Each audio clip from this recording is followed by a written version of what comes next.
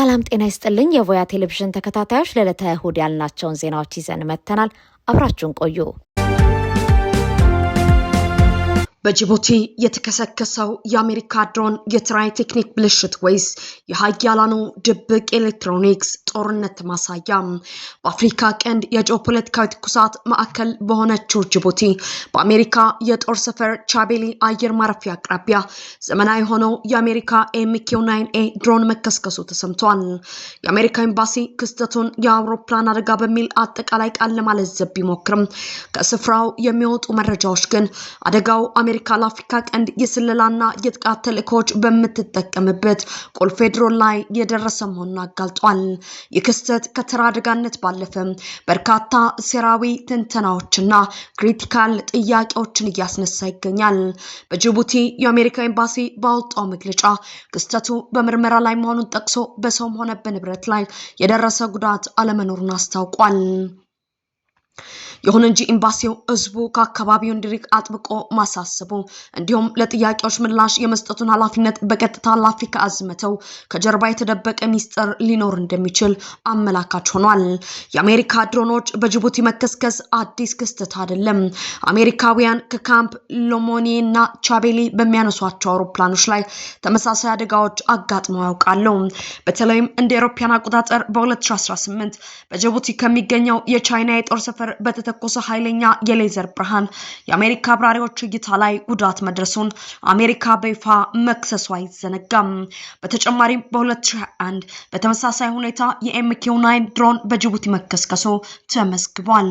ጅቡቲ የአሜሪካ፣ ቻይና፣ ፈረንሳይና ጃፓን የጦር ሰፈሮች በቅርብ ርቀት የሚገኙባት ሀገር በመሆኗ አካባቢው የሀያላን ሀገራት የስለላና የኤሌክትሮኒክስ ጦርነት መሞከሪያ ሜዳ መሆኑ የአደባባይ ሚስጥር ነው።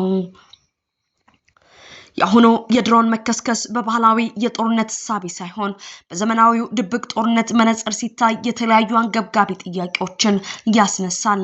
ከነዚህም አንዱ የቻይና የሳይበር ወይም የሲግናል ጥቃት ይኖርበት ይሆን የሚለው ነው። የቻይና የባህር ኃይል ጦር ሰፈር ከአሜሪካው ካምፕ በቅርብ ርቀት ላይ መገኘቱ ድሮኑ ሆን ተብሎ የኮሙኒኬሽን መቆራረጥ ተደርጎበት የተከሰከሰ ነው የሚለውን የሴራ ትንተና አጉልቶበታል። አሜሪካ ይህንን በይፋ ብታምንም የጠላቷን የቴክኖሎጂ የበላይነት እንደማመን ስለሚቆጠር አደጋውን ሸፋፍና ለማለፍ ሞክራ ሊሆን ይችላል የሚል ግምትም አለ።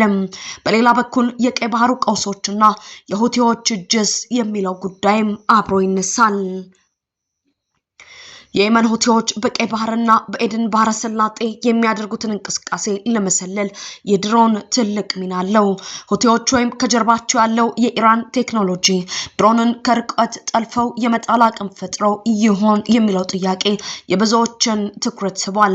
እስካሁን ኃላፊነቱን የወሰደ አካል ባይኖርም ዝምታው ራሱ የስነ ልቦና ጦርነት አካል ሊሆን ይችላል። በተጨማሪም የኤምባሲው ጥብቅ ማስጠንቀቂያ ከምን የመነጨ ነው የሚለው ነጥብ አከራካሪ ሆኗል። አደጋው የደረሰበት ድሮን ሚስጥራዊ ሆኖ የስለላ መረጃዎችን እጅግ ዘመናዊ ሴንሰሮችን ወይም ልዩ የጦር መሳሪያዎችን ታጥቆ ነበር ወይ የሚለው አጠራጣሪ ነው። ማንኛውም ሰው ወደ ስፍራው እንዳይጠጋ መደረጉ ተራ ከሆነ የብልሽት አደጋ ባለፈ የቴክኖሎጂ ስርቆት እንዳይፈጸም ካለው ከፍተኛ ስጋት የመነጨ ሊሆን እንደሚችል ተንታኞች ይሞግታሉ። በጅቡቲ የተከሰከሰው ይሄው MQ-9A ድሮን ተራ ሞተር ብልሽት ሊሆን የሚችልበት እድል ቢኖርም አካባቢው ካለው ከፍተኛ የጂኦፖለቲካዊ ውጥረት አንጻር ሲታይ ግን ክስተቱ በአፍሪካ ቀንድ እየተካሄደ ላለው የሀያላኑ ድምጽ አልባ የኤሌክትሮኒክስ ጦርነት ሌላኛው ማሳያ መሆኑ አይቀርም። የአፍሪካ ህዝብ በሚያወጣው የመጨረሻ ሪፖርት ላይ እውነታውን ሙሉ በሙሉ ያሳውቃል ተብሎ ባይጠበቅም የቀጠናው የጸጥታ ሁኔታ ግን ከመቼውም ጊዜ በላይ ውስብስብ እየሆነ መምጣቱን ያመላክታል። አንበሳ ባንክ ቦርድ አባላት በተመረጡ በ9 ወራቸው ከኃላፊነት ተነሱ።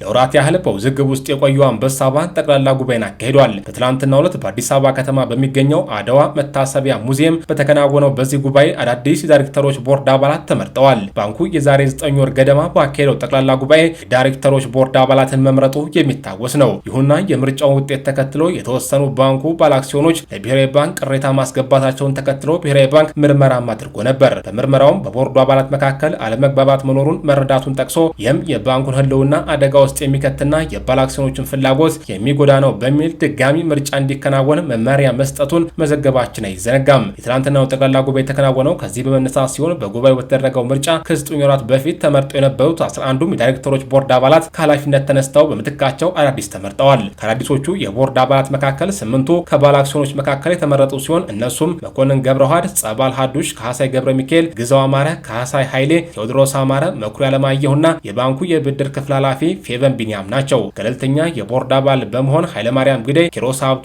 አወት ብርሃኔ መመረጣቸውም ተገልጿል። አዲሱ ቦርድ ስራ ከመጀመሩ በፊት ሊቀመንበርና ምክትል ሊቀመንበር እንዲሁም የኮሚቴ አባላትም እንደሚመረጥ ይጠበቃል። ከ9 ወራት በፊት ተመርጠው የነበሩትና የቦርድ አባላት በዚህኛው ምርጫ ላይ ያልተካተቱት ብሔራዊ ባንክ እገዳ የጣለባቸው መሆኑ ነው። የባንኩ ማኔጅመንት የአዲሱን ቦርድ ምርጫም ደግፏል። ላለፉት 4 ዓመታት ባንኩን በፕሬዝዳንትነት እየመሩ ያሉት አቶ ዳንኤል ተከስተ አዲሶቹ የቦርድ አባላት የካበተ ሙያዊ ልምድና የትምህርት ዝግጅት ያላቸው መሆኑን ጠቅሰው ይህም ለባንኩ መልካም እድል ነው ብለዋል። ከምርጫው በኋላ ለፎርቹን ጋዜጣ በሰጡት መግለጫ ከአዲስ ቦርድ ጋር በመሆን የባንኩን እድገትና ዘላቂ ስትራቴጂውን የተከተለ እንዲሆን እናስችላለን የሚል ተስፋ አለን በማለትም አስረድተዋል። የባንኩ ባለአክሲዮኖች ግን የተለያየ ሀሳብ አላቸው። በባንኩ ውስጥ ከፍተኛ አክሲዮን ያላቸው አቶ ገብረ ጻዲቅ ገብረ ኪዳን ሲናገሩ አዲሱ ቦርድ ስለ ባንክና እንዴት ማስተዳደር እንደሚቻል እውቀት በሌላቸው ሰዎች የተሞላ ነው ካሉ በኋላ ከበፊቱ ቦርድ የተወሰኑ ሰዎች መካተት እንደነበረባቸው ገልጸዋል። ያልተካተቱት በተከፈተባቸው ዘመቻ መሆኑን ጠቅሰው የብሔራዊ ባንክ አካሄድ አንበሳ ባንክን የሚያጠፋ ነው፣ አዲሶቹ የቦርድ አባላትም በባንኩ ላይ ችግር የሚፈጥሩ ይሆናሉ ሲሉም ግምታቸውን አስቀምጠዋል። ሌላኛው ስማቸውን እንዲጠቀስ ያልፈለጉ ከፍተኛ ባለአክሲዮን ደግሞ ምርጫውን ደግፈነዋል ሲናገሩም እኔ ከፍተኛ ረብሻ እንዳይፈጠር ሰግቼ ነበር ግን ያልሆነም ብለዋል። ጨምሮም አዲሶቹ የቦርድ አባላት ጠንካራ ተቃውሞ እንደሚገጥማቸው አስቤ የነበረ ቢሆንም የተፈጠረው ግን ተቃራኒ ነው፣ ይህ ጥሩ ነገር ነው ሲሉ ገልጸዋል። የዓለም ጤና ድርጅት ዋና ዳይሬክተር ዶክተር ቴዎድሮስ አድሃኖም በኢትዮጵያ እየተባባሰ የመጣውን ግጭትና ውጥረት በማውገዝ የፌዴራል መንግስትና የክልል አመራሮች ከጦር መሳሪያ ይልቅ ለውይይት ቅድሚያ እንዲሰጡ ጥሪ ያቀረቡ።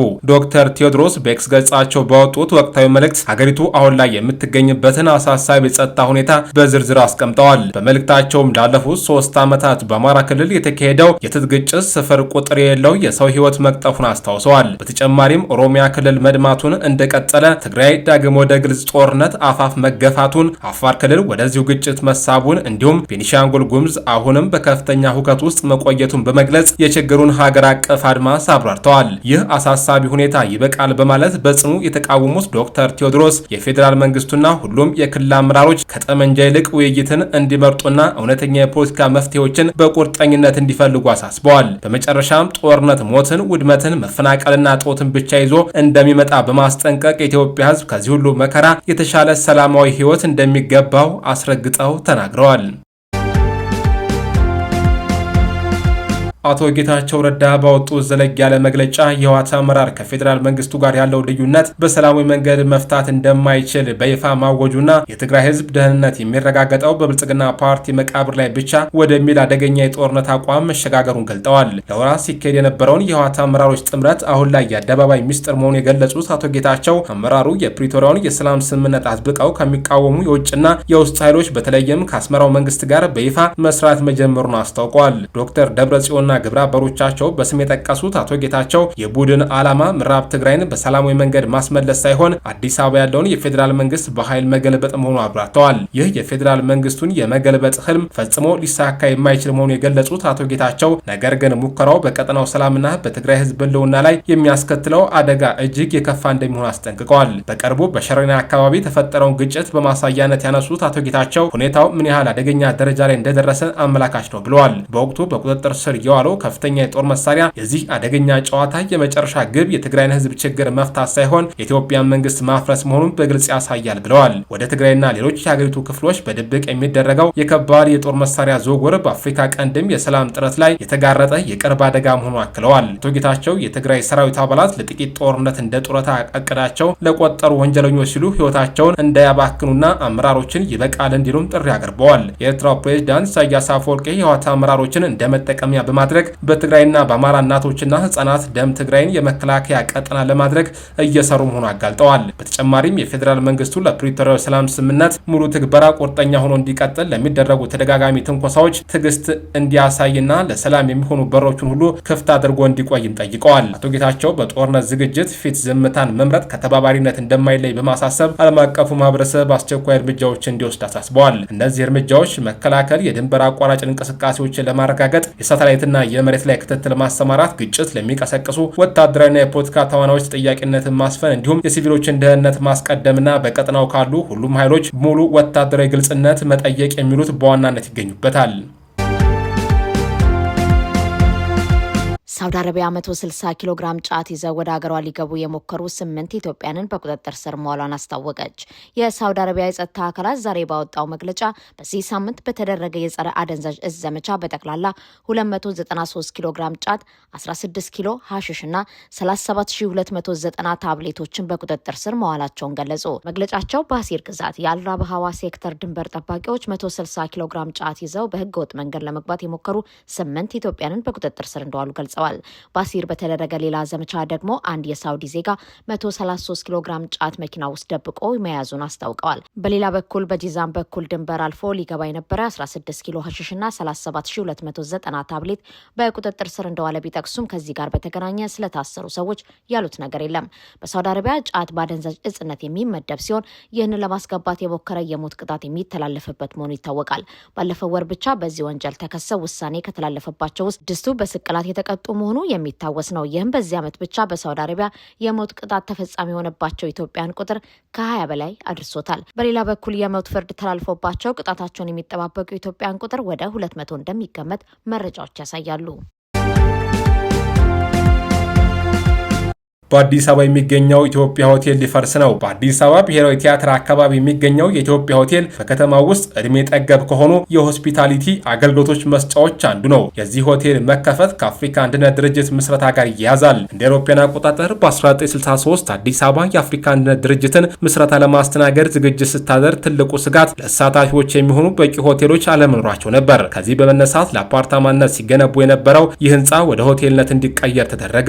ሲሆንም በዚህ ለምስረታ አዲስ አበባ የተጓዙ የውጭ ጉዳይ ሚኒስትሮችና ከፍተኛ ባለስልጣናት ተስተናግደውበታል። ይህ 6 አስርት ዓመታትን ያስቆጠረ ሆቴል አሁን ሙሉ በሙሉ የሚጠፋበት ጊዜ መቃረቡን ፎርቹን ዘግበዋል። እንደ ዘገባው በሆነ ወቅት ከሆቴሉ ጀርባ የሚገኙት ቦታዎችና ግንባታዎች በመፍራስ ላይ ሲሆኑ ሆቴሉ እስከሚቀጥለው ጥቅምት ፈርሶ የሚጠናቀቅ ይሆናል። ይህ ሆቴል የሚፈርሰው በምትኩ ሰማይ ጠቀስ ፎቅ ሊሰራበት ነው። የሆቴሉ ባለቤት የሆነው ቤኪ ግሩፕ ከመንግስት ከገዛው በኋላ የማስፋፋያ ስራ ወዲያውኑ የጀመረ ሲሆን ከይዞታ 4000 ካሬ ሜትር በተጨማሪ 5500 ካሬ ሜትር ላይ ትልቅ ህንፃ የመገንባት እቅድ እንዳለውም አስታውቆ ነበር። ከመነሻው እቅዱ ባለ 63 ፎቅ ህንፃ የመገንባት ቢሆንም በአካባቢው ካሉ ትልቅ ህንፃዎች አኳያ ፕላኑን ለማሻሻል ውሳኔ ላይ ቢደረስም የተሻሻለውን እቅድ ገና ይፋ አላደረገም። እንደ ዘገባው ባለ 5 ህንፃ የሆነው ኢትዮጵያ ሆቴል በአሁኑ ወቅት 109 ክፍሎች ያሉትና በ3 ፈረቃ የሚሰሩ 140 ሰራተኞች አሉት ነው። የሆቴሉ አስተዳደር ከሳምንታት በፊት ሰራተኞቹን ሰብስቦ ሆቴሉ በቅርቡ እንደሚፈርስ የነገራቸው ሲሆን እስከዚያው ግን ስራቸውን እንዲቀጥሉ ገልጽላቸዋል።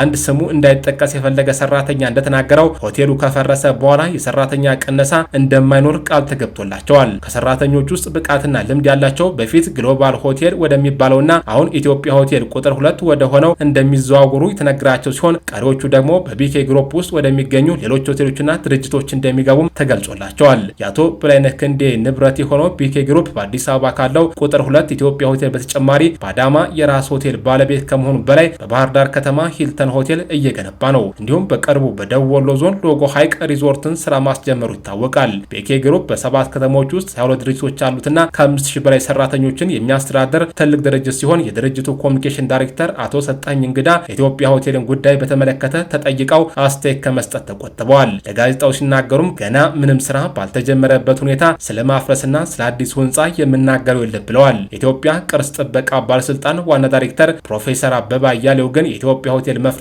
ተቋማቸው መከላከል እንደማይችል ተናግረዋል። በቅርስነት የተመዘገበ አለመሆኑን ገልጸውም ቅርስ ያልሆነ ነገር እኛን አይመለከትም ብለዋል። ኢራን ለመጀመሪያ ጊዜ የሞጅተባ ሀምኔ የ12 ሰከንድ ቪዲዮ ለቀቀች። የአባታቸውን ህልፈት ተከትሎ የኢራን ጠቅላይ መሪ የሆኑት ሙጅተባ ሀምኔ ስልጣን ከተረከቡ ወዲህ በቪዲዮም በምስልም ሆነ በድምፅ ታይተው አይታወቅም። ከሳቸው ተላለፉ የሚባሉት መግለጫዎችን ቢሆኑ የሚቀርቡት በንባብ የነበር ሲሆን ይህም በጤናቸው ዙሪያ ለወራት ያህል የተለያዩ ጥርጣሬዎችን ሲፈጥር ቆይቷል። ይሁንና ከፊል መንግስታዊ የሆነው ሜህር የተሰኘው የዜና አውታር ዛሬ ለመጀመሪያ ጊዜ የሙጅተባ ምስል የሚያሳይ 12 ሰከንድ ቪዲዮ ለቋል። በቪዲዮ ላይ ጠቅላይ መሪው ምንጣፍ ላይ ተቀምጠው ከብዙ ባለስልጣናት አማካሪዎች ጋር ሲነጋገሩ ይታያል። ጥቁር ጥምጣም፣ ነጭ ልብስና ፈዛዛ ግራጫማ ካባ የለበሱት ሙጅተባ ሀምኔ ንግግር ሲያደርጉና ባለስልጣናቱ ሲያዳምጧቸው የሚያሳይ ቪዲዮ ነው። ሆኖም የዜና አውታሩ የቪዲዮ መቼና የት እንደተቀረጸ ምንም የገለጸው ነገር የለም።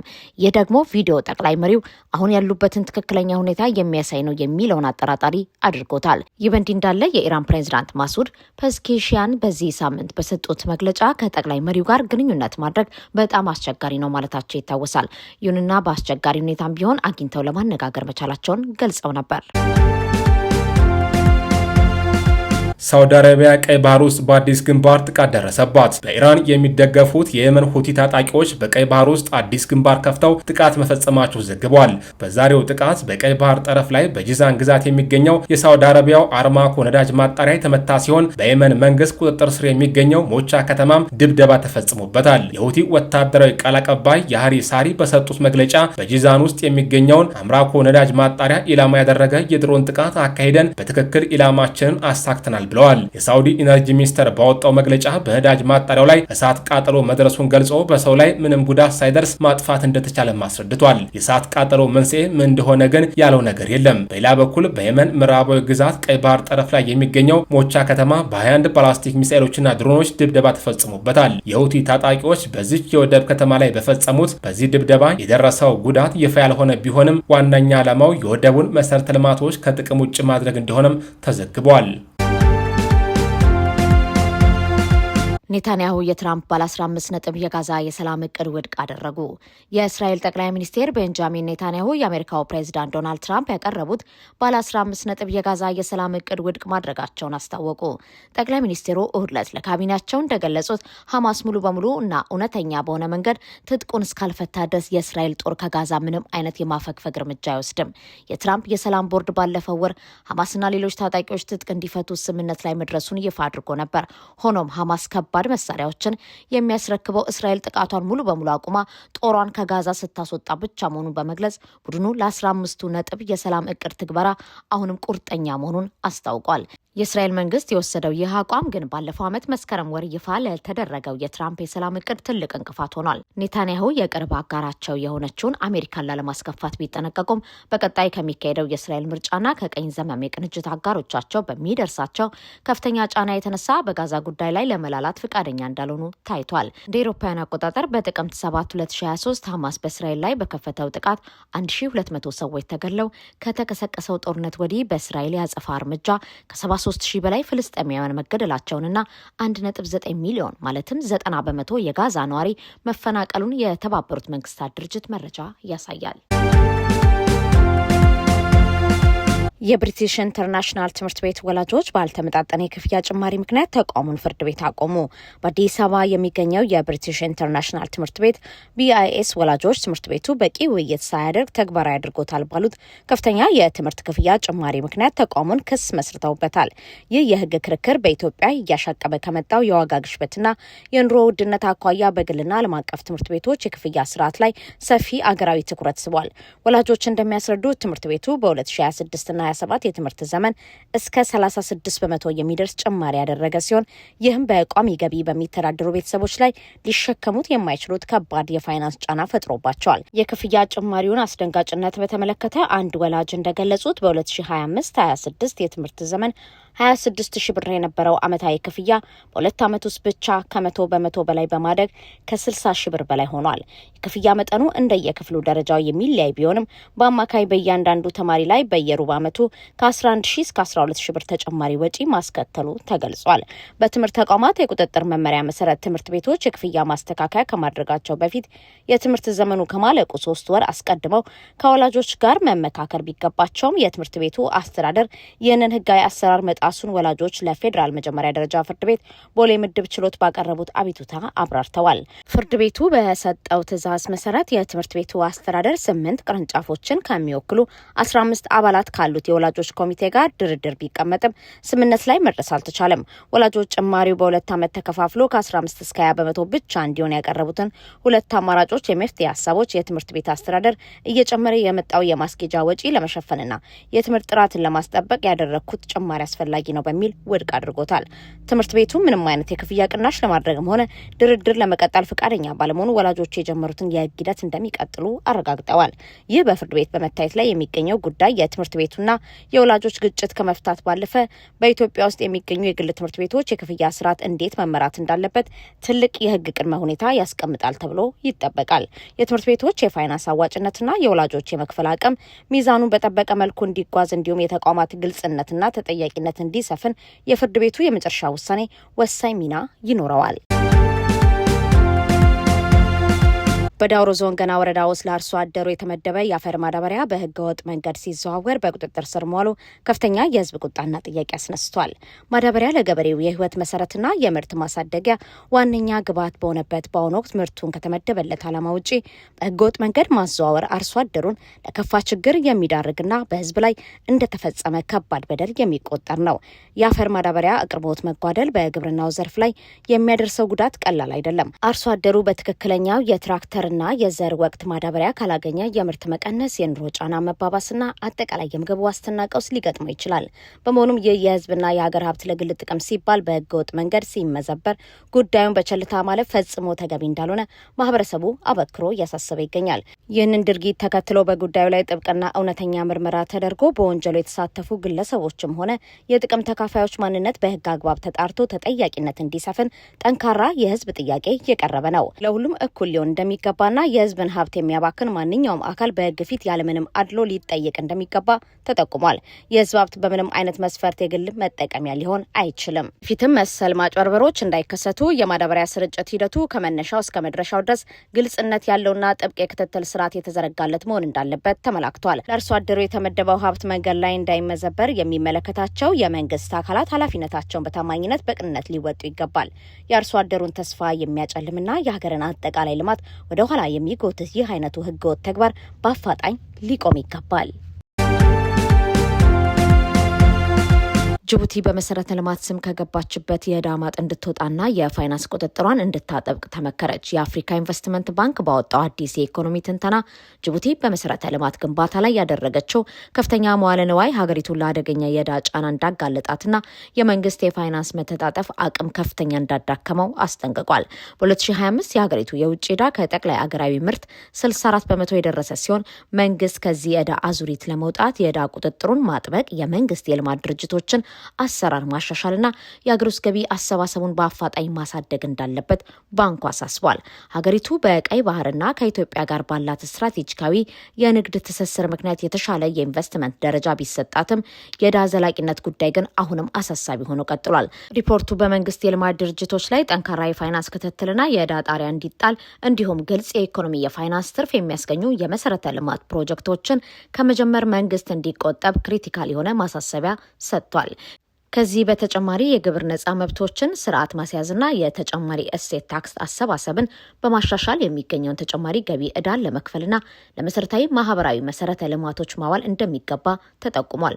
ጅቡቲ ወደፊት ለሎጂስቲክ፣ ለታዳሽ ኃይልና ለውሃ መሰረተ ልማቶች በቢሊዮን የሚቆጠር ዶላር ኢንቨስትመንት የምትፈልግ ቢሆንም አሁን ላይ ዋነኛው ተግዳሮት ተጨማሪ ካፒታል መሳብ ብቻ ሳይሆን አዳዲስ ኢንቨስትመንቶች ያለፈውን የዕዳ ጫና ስህተት እንዳይደግሙ መጠንቀቅ ነው። በመሆኑም ከመንግስት ካዝና ዕዳ እየወሰዱ ከማፍሰስ ይልቅ ከመንግስት የግል ዘርፍ አጋርነት እንዲሁም ከተለያዩ የተዋሃዱ የፋይናንስ አማራጮች ጋር መስራት ብቸኛው የኢኮኖሚ መወጫ መንገድ መሆኑን ትንተናው አብራርቷል። ወደ ሀገር ቤት መመለስ ሲኔት አብተ አብ ስለ ባህል ዓላማና ኤርትራዊ ኩራት በሚል ርዕስ ከሳብሪና ሰለሞን ጋር ባደረገችው ቃለ ምልልስ ኤርትራዊቷ የነርቭ ሳይንስ ኒውሮሳይንስ ባለሙያ የሞንቴሶሪ መምህርት የአካል ጉዳተኞች መብት ተሟጋችና በዓለም አቀፍ የውበት ውድድር ፈርቀዳጅ የሆነችው ሲኔት ሀብተ አብ ሰፋ ያለ ማብራሪያ ሰጥታለች። በአስመራ ከተማ ተወልዳ ያደገችውና በ2019 ወደ አሜሪካ ያቀናቸው ሲኔት ከጆርጅ ሜሰን ዩኒቨርሲቲ በነርቭ ሳይንስ የመጀመሪያ ዲግሪዋን አግኝታለች። ከዚህም ባለፈ ዳውን ሲንድረም ካለባት ታናሽ እህቷና ከሟች እናቷ ባገኘችው መነሳሳት ልዩ ፍላጎት ያላቸው ልጆች የሚያጋጥማቸውን የትምህርት እንቅፋት ለመቅረፍና ተማሪዎችን በመደበኛ ክፍሎች ውስጥ ለማካተት ያለመ ግብረሰናይ ድርጅት መስርታ ትንቀሳቀሳለች። የቀድሞው ሚስ አፍሪካ ዩኤስሲ አሸናፊ የሆነችው ሲኔት ወደ አስመራ መመለሷ ጥልቅ ትርጉም እንዳለው በቃለ ምልልሷ ላይ ገልጻለች። ከአሜሪካና ከአውሮፓ ሀገራት የተሻለ ጣዕም አላቸው ያለቻቸውን የአስመራ ኬክ ቤቶች እንዲሁም ሰላማዊውን የዕለት ተዕለት ኑሯን እና ከማህበረሰብ ጋር ያላትን ጥልቅ ትስስር ክፉኛ ናፍቃ እንደነበር ትናገራለች። ይህ ማህበራዊ ማንነቷ በውበት ውድድሮች ላይ ለምታደርጋቸው ምርጫዎች ትልቅ አስተዋጽኦ እንዳበረከተ የገለጸችው ሲኔት በማህበረሰቧ ያደገችበት የሞራል እሴትን ለማክበር ስትል በሚስ ዩኒቨርስ ውድድር ላይ ከተለመደው የመዋኛ ልብስ ይልቅ ሙሉ አካልን የሚሸፍን የመዋኛ ልብስ መምረጧን አስታውሳለች። በቀጣይ ለምታደርገው ውድድርም ከስር መሰረቷ ጋር መገናኘትና ማህበረሰቧን በአግባቡ መወከል ትልቅ አቅም እንደሚፈጥርላት አብራርታለች። በኤርትራ ውስጥ እጅግ በጣም ቆንጆ ሴቶች መኖራቸውን በመጠቆም ራሷን በውበት አንደኛ አድርጋ እንደማትሾም የገለጸችው ሲኔት ነገር ግን ሀገሯን በዓለም አቀፍ ደረጃ ከወከሉ የመጀመሪያዎቹ ሴቶች አንዷ በመሆኗ እንደምትኮራ ትናገራለች። በዓለም አቀፍ መድረክ ራሷን ዓለም የኤርትራ እውነተኛ መንፈስ የሚያይበት ትንሽ መስኮት አድርጋ እንደምትቆጥር የተናገረችው የውበት ንግስቷ የሀገሯን ባንዲራ ማውለብለብና ባህላዊ አልባሳትን መልበስ ለዓለም አቀፍ ተመልካች አዲስና ልዩ ገጽታን እንዳሳየ አስረድታለች። የሀገሯን ባንዲራ በኩራት ስታውለበልብም ጥልቅ ስሜት እንደተሰማት ትገልጻለች። ሲኔት ለወጣት ሴቶች ባስተላለፈችው መልእክት ለውጭ ተቋማት ሞዴል ከመሆን ባለፈ የራሳቸው እሴት፣ ማንነትና ሀገር አምባሳደር እንዲሆኑ አሳስባለች። ቆይተው ወደ ኋላ መለስ ብለው ሲያዩት በሚኮሩበት መንገድ ማንነታቸውን አጥብቀው እንዲይዙ የመከረች ሲሆን ምሁራንና ባለሙያዎች ደግሞ የላቀ ደረጃ ላይ ለመድረስ ጥረታቸውን እንዲቀጥሉና ሁልጊዜም እውቀታቸውን ለሀገራቸው የሚያካፍሉበትን መንገድ እንዲፈልጉ ጥሪ አቅርባለች። የወባ በሽታ አምጪ ተውሳኮች መድኃኒቱን እየተላመዱት መምጣታቸው አሳሳቢ የሆነ መምጣቱን ኔቸር ማይክሮባዮሎጂ መጽሔት ላይ ዛሬ የታተመ አዲስ ጥናት ይፋ አድርጓል። በጥናቱ መሰረት ፕላስሞዲየስ ፋልሲፓርም የተሰኘውና አደገኛ የወባ አምጪ ተውሳክ ቀደም ሲል አገልግሎት ላይ ውለው ለተቋረጡም ሆነ በአሁኑ ወቅት ጥቅም ላይ ላሉ መድኃኒቶች የመቋቋም አቅሙን አጣምሮ እያዳበረ ይገኛል። በኢትዮጵያ አድማወር ሃንሰን የምርምር ኢንስቲትዩትና በለንደን የንጽህናና ትሮፒካል ሕክምና ትምህርት ቤት ተመራማሪዎች የተመራው ይህ ጥናት ከ2019 እስከ 2023 በ15 የኢትዮጵያ ወረዳዎች የተሰበሰቡ 605 ናሙናዎችን መርምሯል። በውጤቱም ከዓመታት በፊት ለዚህ ተውሳክ ሕክምናነት የተቋረጠውን ክሎሪኩዊን መድኃኒት የመቋቋም አቅም አሁን በ61.2 በመቶ ናሙናዎች ላይ ተገኝቷል። በተጨማሪም በአሁኑ ወቅት በዋናነት ለሕክምና ከሚለው አርቲሜስኒን መድኃኒት ጋር በተያያዘ 10 በመቶ የሚሆኑት ናሙናዎች የመቋቋም ምልክትን ያሳዩ ሲሆን በተወሰኑ አካባቢዎች በአንድ ወረዳ ደግሞ ይህ መጠን እስከ 48.6 በመቶ ደርሷል። ተመራማሪዎቹ እንዳስገነዘቡት የተለያዩ መድኃኒቶች የመቋቋም ምልክቶች በአንድ ተውሳክ ላይ ተደራርበው መገኘታቸው ለምሳሌ ክሎሪኩዊንና አንትሪሜሲን በአንድ ላይ መቋቋም የችግሩን አሳሳቢነት ጨምሯል።